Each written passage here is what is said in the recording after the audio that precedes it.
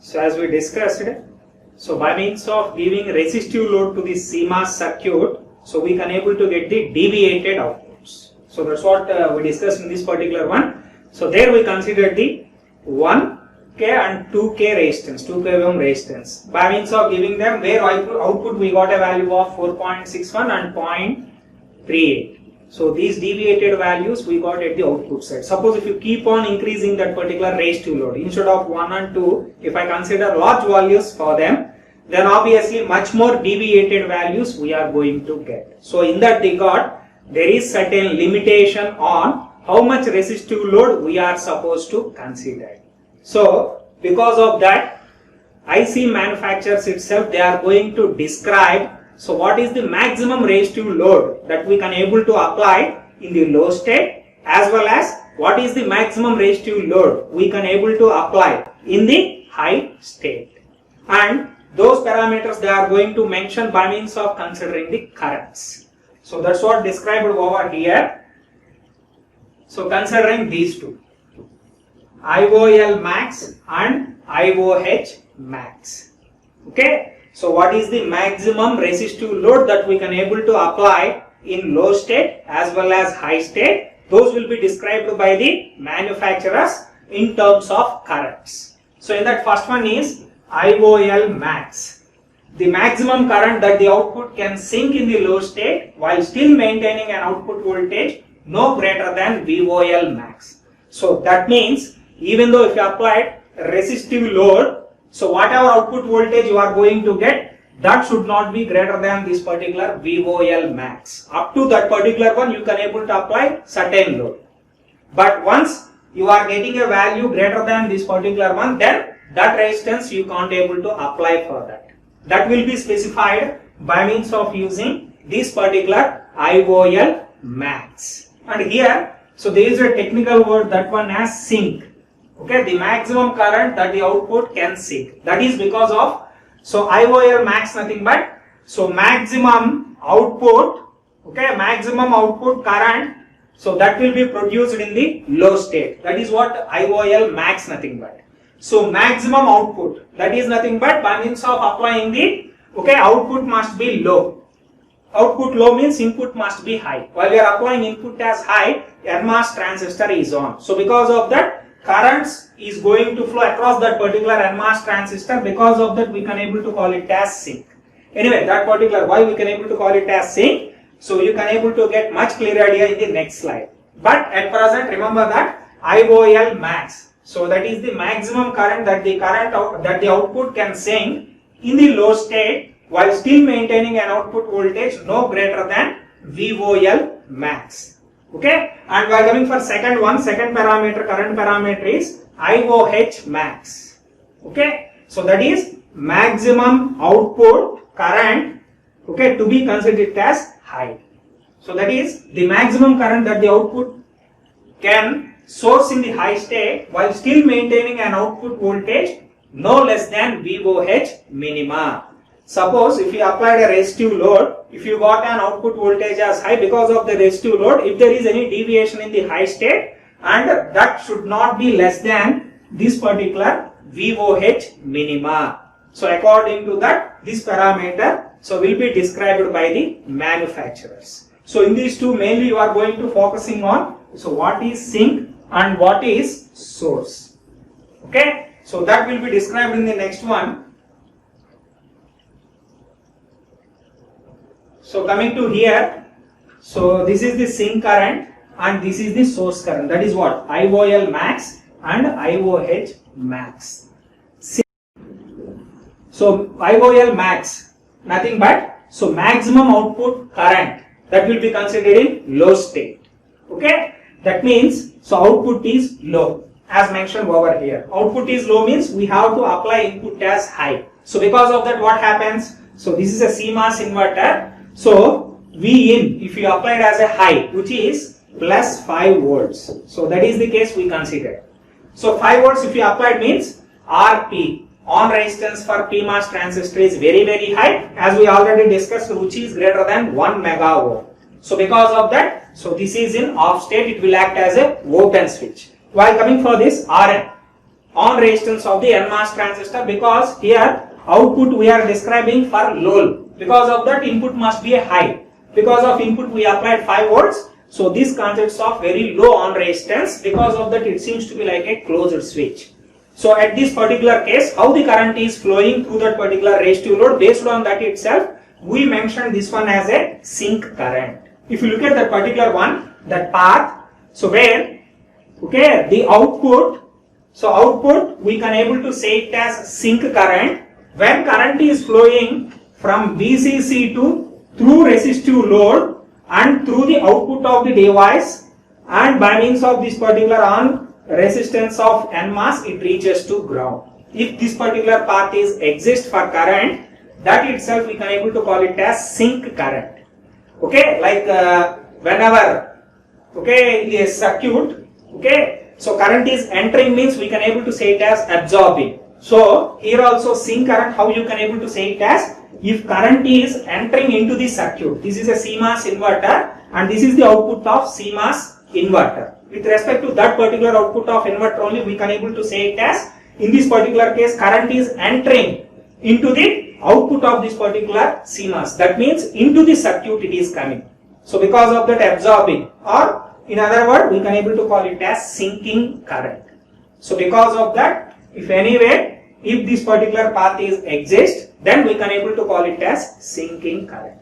So output, we can able to call it as a sinking current if the path exists from power supply voltage through this particular resistive load and through the output of the device, and by means of passing through the NMOS transistor, if it reaches to ground, that particular one itself we can able to call it as sink current. That is what indicated with IOL max. And next to that, source sink current, source current.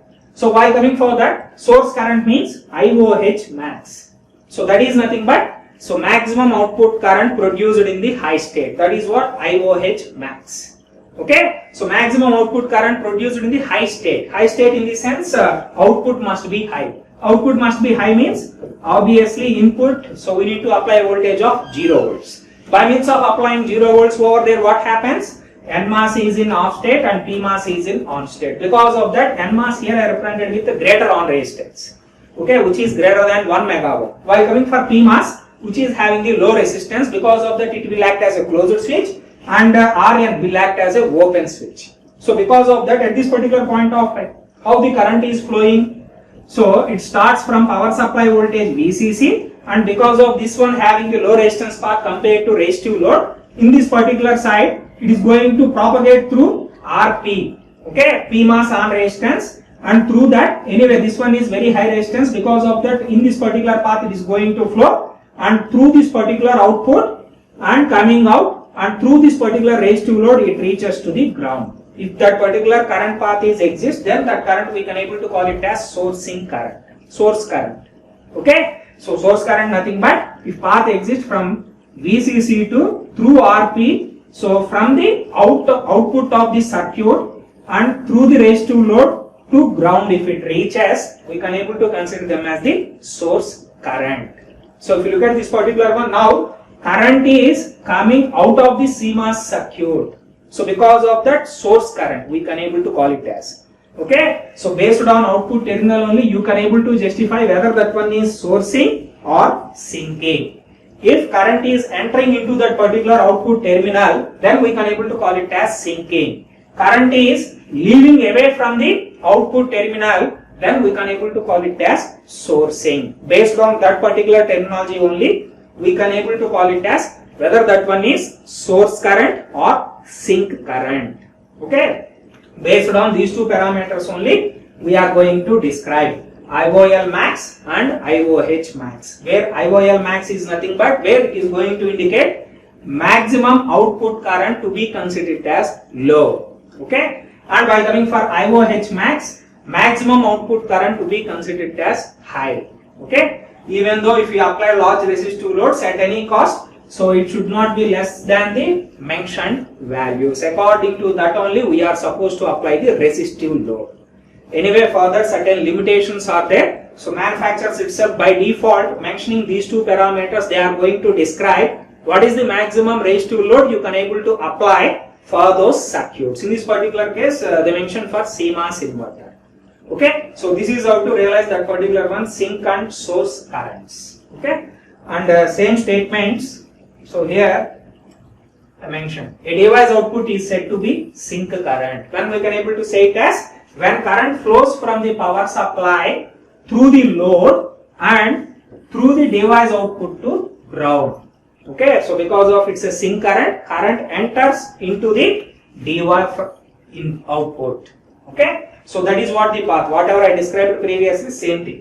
And while coming for when we can able to call it as source current means current must be coming out of the circuit output. That's what. When current flows from the power supply out of the device output and through the load to ground. So based on that we can able to call it as source current. So these two parameters are very important. Sink current and source current. IOL max itself we can able to call it as sink, which is going to mention, and IOH max itself is going to represent the source current. Okay. So that is what about sink current and source current. And next very important, which is CMOS circuit behavior with non-ideal inputs. So till now whatever we discussed the functionality of the circuit, so we consider inputs as ideal inputs only. Okay, while coming for CMOS inverter, if I want to apply low, I consider only 0 volts only. And if I considered high input I supposed to apply, then I considered only 5. So because those are all the ideal inputs. Okay, 0 means 0 volts, high means 5 volts. Those ideal inputs only we considered. But because of any fluctuations and whatever it may be the case, suppose if the inputs are non-ideal, that is nothing but so far away from the ideal voltages. Okay, as we discussed previously in logic levels, 0 to 1.5, whatever value you applied, that it will be considered as low only. And in the same way, so 3.5 to 5, whatever value if you applied, that will be considered as logic 1 only. So because of that, instead of 5, 3.5 also you can able to apply, and 0, instead of 0 you can also apply 1.5. Okay, that is what here we are going to, so at that time what happens? Okay, so that is what here we can able to consider it as non-ideal inputs. In this particular case, non-ideal input means, so for 0 exact value is 0 volts, for high value exact value is 5 volts. These are all the ideal inputs. Instead of that, if I consider the non-ideal inputs, such as if low value means instead of 0, if I consider 1.5 volts, I have to verify whether is there any degradation in the performance of that particular circuit or not, we are supposed to look at. And in the same way, the high level also, instead of 5 volts, if I applied 3.5 volts, anyway 3.5 also we can able to consider it as high itself. But we have to verify if I applied that particular non-ideal inputs, whether the circuit performance is going to degrade or not. Okay, so in that regard, we mainly focused on this particular non-ideal input. What happens to the circuit operation applying of that particular non-ideal inputs. Okay, so if you look at this particular circuit, so once again I consider the CMOS inverter. Okay, so here we are talking about the non-ideal inputs. So first, I am supposed to apply a low input value. Previously, whenever we consider it is a low input value, we consider that particular value is 0 volts. Okay, so but now here we consider that value is 1.5. Even though 1.5, 0 to 1.5, whatever value, it will be considered as low only. So because of that, okay, this circuit is going to consider, even though if I applied 1.5 volts, it will be considered as low value only. But there must be a degradation in the output we are going to get, that we are supposed to verify. Okay, so for that, so here first we applied a non-ideal input. Okay, so now what happens? So previously I applied 0 volts. Okay, because of 0 volts, PMOS is fully in on state. So because of that, there we got a resistance of 200 ohm in previous circuit. While coming for this, because of 0 volts, this one VGS is 0 for NMOS. So in previous cases where we got a value of greater than 1 mega ohm. But the input now we considered a non-ideal one, which is 1.5. So now if we find out the VGS value across these two transistors, what happens? So if it is 1.5, at 0 the VGS value for this one has 5 volts, minus 5 volts. So because of VG minus Vs, it becomes minus 5. So because of that, fully on this particular PMOS. But now I applied a value of 1.5 volts. Now VG is 1.5, Vs is 5. So the resultant becomes minus 3.5 volts. That means VGS value previously minus 5 while we applied 0 volts. Now it was reduced to minus 3.5. So because of that, what happens?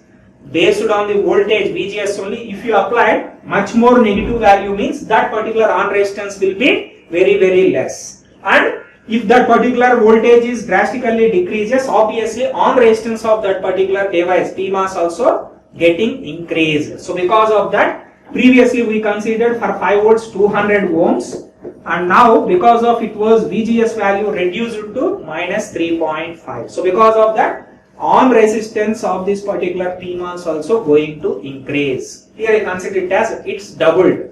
So because of that, instead of 200, here we considered 400. Okay, that means previously at 200 ohms it is fully on. So but compared to that, okay, now it was somewhat so degraded, and on resistance is somewhat increases. So because of that, current flowing across that particular one also somewhat decreases compared to previous one. And look at the pull down transistor. So because of previously if I applied 0 volts, VGS value, here we got a value of 0 volts itself. So because of that, this is in fully off state. But in this particular case, we consider 1.5 non-ideal input if you apply.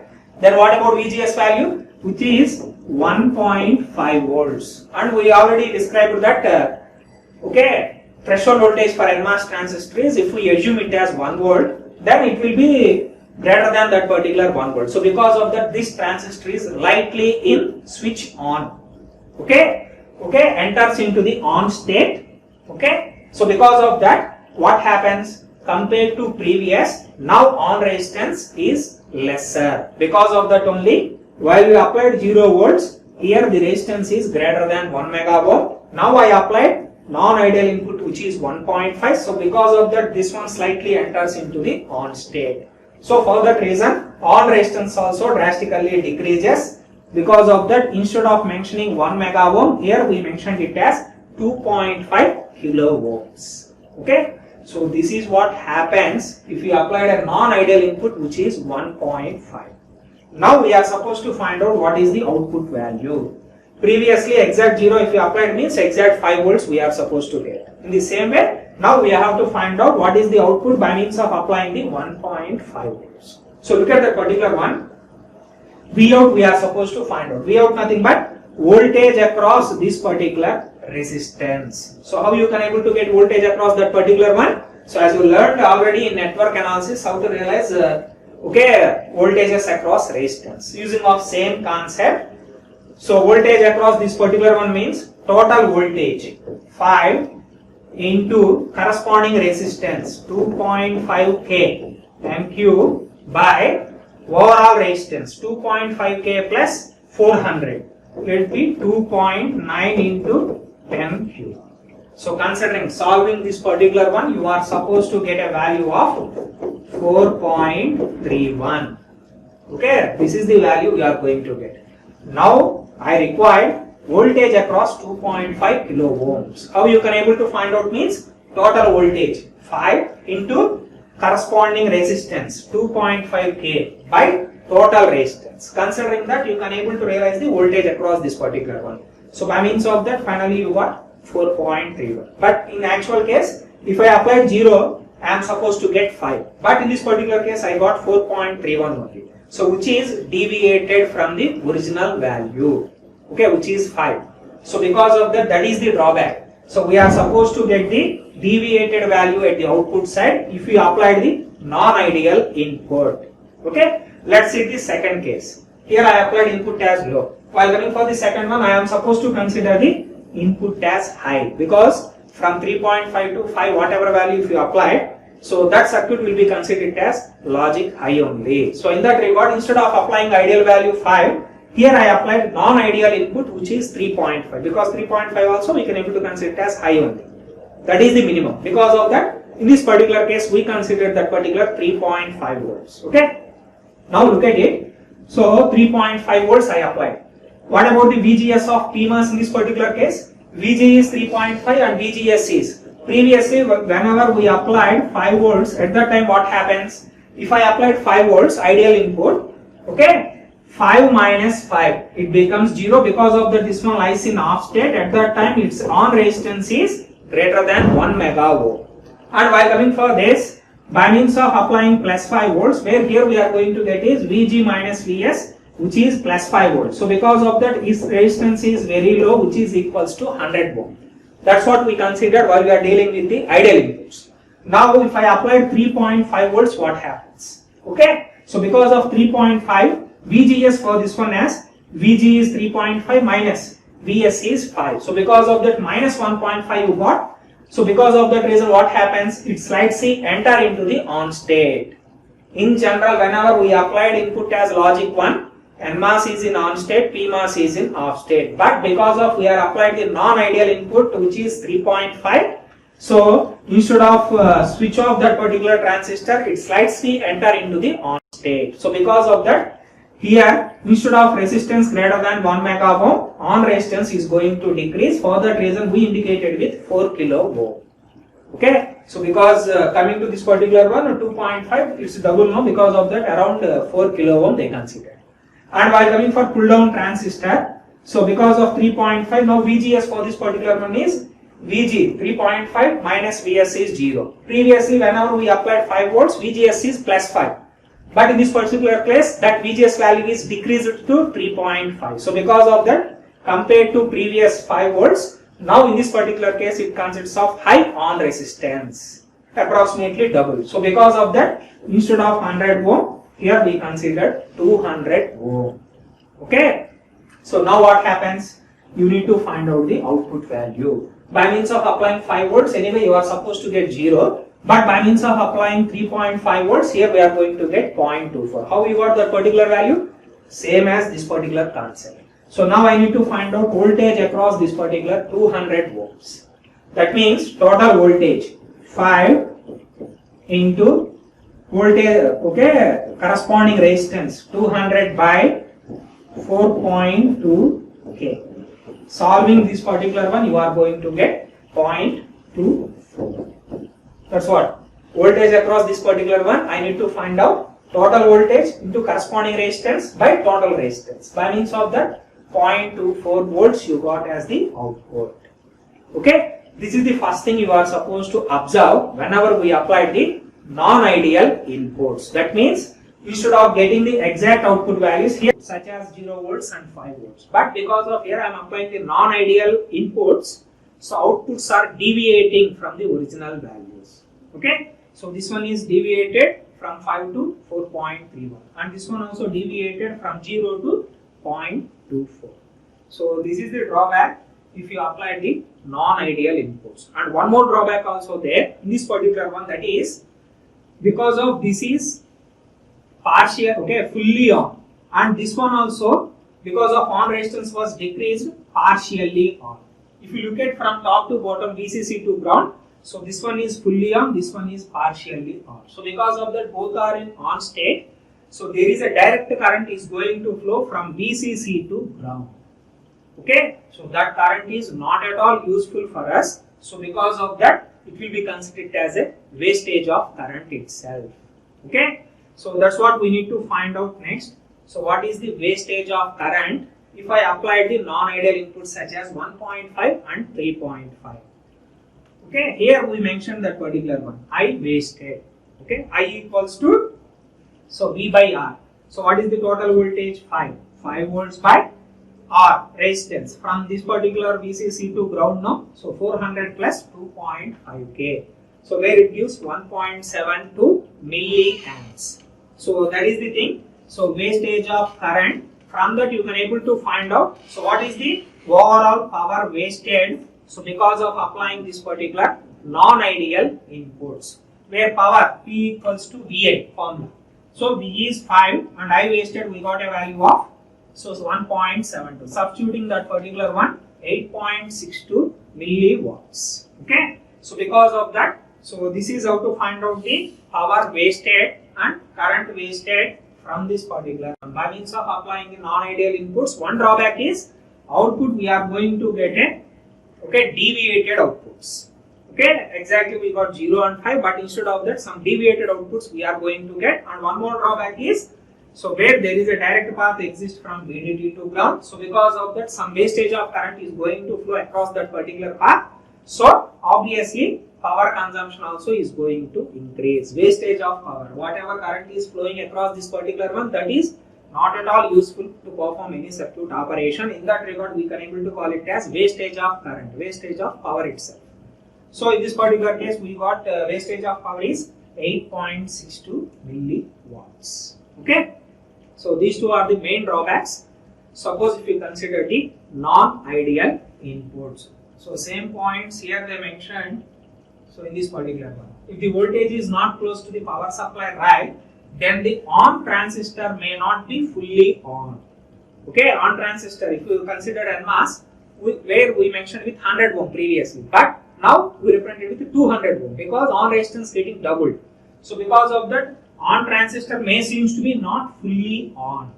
Okay, and its resistance may increase. Likewise, off transistor may not be fully off, and its resistance may be quite a bit less than 1 mega ohm. That's what 2.5 and 4 kilo ohms we considered over there. Okay, so that is what justification for the previous one. And suppose if I consider those non-ideal inputs and further if I apply resistive load, so what happens? So that is one more parameter we are supposed to consider. So because of that previous diagram as it is, non-ideal input 1.5 volts, okay, I considered. So previously we got its value is 4.31 around. Now if I applied resistive load for that, same as previous one, we got the same Thevenin's equivalent to R Thevenin's 667 and 3.33. Okay, so if I applied non-ideal input for CMOS inverter, and in addition to that, if you apply the resistive load, what happens to the output? That we have to observe. And if you consider such as like that, and if you find out the voltage across this particular one, same as what we discussed in the last class, voltage across this particular one means, okay, 2.5 kilo ohms. Either you can able to add these two voltages or from directly from this particular one also you can able to find out. Find out like that. Previously we got 4.31, now we got a value of 3.98, which is much deviated from the exact 5 volts. Okay, because of that we can able to say, so by means of applying non-ideal inputs, in addition to that if we apply the resistive load, then output further degraded values we are going to get. In the same way, suppose if you consider the next, so by means of applying input as high, which is plus 3.5. Previously we got considering only CMOS inverter 0.24 volts. Okay, we got it as output. Now for this particular CMOS circuit, in addition to that, if you apply the resistive load, okay, applying the same concepts of previously whatever we discussed, voltage across this particular means addition of these two voltages, considering that now we got a value of 0.93, which is much more deviated compared to the previous one. Okay, actually considering only this 0.24, by means of applying resistive load, further it deviated from 0 and we got a value of 0.93 volts over here. Okay, so this is what. So about the, if we apply non-ideal inputs for the CMOS circuit, so obviously at the output side much more deviated values we can able to get. So because of that we have to take care that, so at any cost ideal inputs only we are supposed to apply, we should not go for the non-ideal inputs. Okay, and next to that, the effects of loading. So based on discussing about all these resistive loadings, so we can able to say, so what happens if the resistive load is high? So obviously, so we can able to say, previously we mentioned VOL max certain value. In the low state, it consists of, that is the maximum output to be considered as low. Okay. So whatever, if you apply keep on resistive load high means, so that value is going to increase beyond this particular VOL max. That is the effect is going to occur. That's what. In the low state, the output voltage may increase beyond VOL max. But in the specifications, if designers mention that particular one, even in the worst case, it should not increase VOL max. But because of heavy loads, it may occur. Okay, so its value may increase beyond that particular VOL max. In the same way, on the high output also, so that in the high state, the output voltage may fall below VOH minima. As specifications, they mentioned that at any cost, output should not be lesser than the VOH minima, but because of applying the heavy loads, heavy resistive loads, so that may move, okay, we may get below that of VOH minima value, and also propagation delay to the output may increase beyond specifications. That means anyway on resistance is going to vary because of non-ideal inputs, and also if you keep on increasing the load, that resistance will be added to the circuit resistance. So overall resistance is going to increase. In that regard, propagation delay, the output generating time for that particular circuit also is going to increase. And next one is rise and fall times. Rise time is nothing but whenever output is moving from 0 to high value, that itself.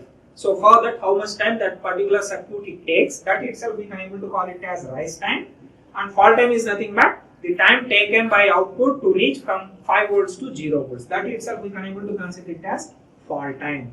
Those times also drastically increases, and because of these times are increasing, so those circuits needs to operate for a long time. Because of the temperature also going to vary, it may affect the operation of that particular one. So that is also another drawback. Okay, so these are all the effects of loading. So because of that, we have to take utmost care while we are applying the resistive load. And this is the last one.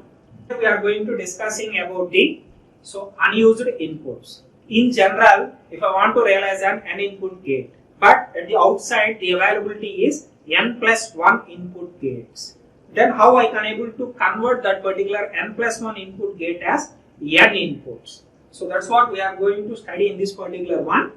Okay, so coming to that, one way to realize n plus 1 into n is by means of shorting 2 inputs. If I short 2 inputs means, then obviously n plus 1 input gate will act as n input gate.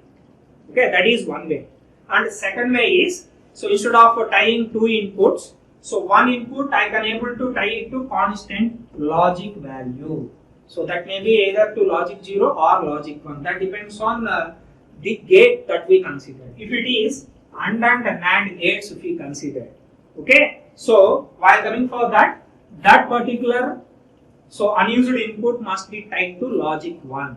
So because if you tie to logic 1, then only it's not showing effect on the output of AND and NAND gates. We have to tie to either logic 1 or logic 0. By means of that, it should not show any effect on the output. Because of AND and NAND gates, if you consider AND, one input it ties to logic 1, then output obviously depends on remaining inputs. Okay, so because of that, while going for AND and NAND, if any unused input is there, that must be tied to constant logic value, that to logic 1. Suppose if I considered OR and NOR, okay, if those inputs, okay, one of the input, n plus 1 inputs will be there, if I converted them into n inputs, that extra input must be tied to logic 0. By means of that, it's not showing effect on the output. Consider OR. Okay, anyway, 3 inputs, if it consists of 1 input, if I tie to logic 0, then output depends on purely on the remaining 2 inputs. According to that, we have to tie to either logic 0 and logic 1. By means of that, it should not get affected it should not show effect on the output. So because of that, while coming for OR and NOR, that unused input must be tied to constant logic value, where in this particular one, that constant logic value is logic 0. And finally, one more point is, unused CMOS input, you should not leave them as in a floating state. So like whatever I mentioned, these 3 points, anyone you can able to consider. But majority cases, we are going to consider these 2 only. Because if I considered, if 2 inputs I tied, so by means of that, what happens? So previous circuit which was driving those inputs, for that fan out is going to increase. Because of that, it shows the performance of the previous circuit. In that regard, most probably we are not preferring tying 2 inputs. Loading effect is going to increase for the previous circuit. In that regard only, we are not going to consider it. Instead of that, either we have to tie to constant logic 1 or constant logic 0. If it is AND and NAND, we have to connect it to constant logic 1. If it is OR and NOR, we have to connect it to logic 0. And at any case, you should not leave it as a floating. CMOS inputs should not leave it as a floating. If you left it as a floating means, by means of noise, that value is going to vary. So because of that, it is going to show effect on the operation. Okay. So because of that reason only here. So I mentioned you should not left it as a floating. These two conditions only we have to preferable whenever we have the unused inputs. Okay. And here the examples for them. So those three. So one way is by means of tying those two inputs. Unused inputs if you have, so same input must be applied. These two inputs tying, you can able to form a single input. And by coming for this, as I mentioned for AND and NAND, so one input must be tied to constant logic 1, which is plus 5 volts through this particular 1 kilo ohm. Directly power supplies you can't able to apply as inputs. So meanwhile you have to put resistance. So that is to say, give security for that particular gates from the power fluctuations. Okay. So because of that, if it is AND and NAND, we are supposed to connect that particular one of the input to logic high, which is plus 5 volts, constant logic value. And while coming for OR and NOR, one of the input must be tied to logic 0 through a resistance where we considered, which is 1 kilo ohm. Okay. So because of connected to plus 5 volts, so this input so does not show any effect on the output. In the same way, by means of connecting this one as logic 0, so it should not show effect on the output Z. So whatever value we got at X, based on this particular one only, we are supposed to get the output Z. In the same way, whatever value at X we applied over here, based on that only, we can able to realize the output Z. According to that only, so those unused inputs must be tied to either so logic 1 or logic 0 through a resistance. Directly you should not connect. If there are any fluctuations in the power supply, that is going to show effect directly that particular gate. Because of that, through resistance only we are supposed to connect them. Okay. So that is what regarding this particular one. So till now, so whatever we discussed is circuit behavior with resistive loads. By means of applying the resistive loads, okay, circuit performance is going to degrade. So because of that, there is a limitation on what is the maximum resistive load we can able to consider, mentioned by the manufacturers, that we can able to indicate by means of currents IOL max and IOH min. Based on that particular one, so they define, okay, what is the maximum load we can able to apply in terms of sink current and source current. Okay, so what is sink current? If current is entering into the output of the CMOS circuit, that one is sink. Sourcing nothing but if current is leaving away from the output of the, okay, that particular CMOS circuit. And next to that, what happens if I apply non-ideal inputs? If I apply non-ideal inputs such as 1.5 as low, 3.5 as high, so where outputs are, okay, further degraded compared to whatever input I applied at 0 and 5 volts. And also, after applying non-ideal inputs, if we apply resistive load, even further that particular output values are degraded. Because of that, we have to take care that, so instead of non-ideal inputs, always we are supposed to apply ideal inputs only. And next to that, if there are any unused inputs, so by means of three ways we can able to overcome it. One is by means of tying two inputs, and second one is either we have to connect that particular one unused input to either constant logic 1 or constant logic 0.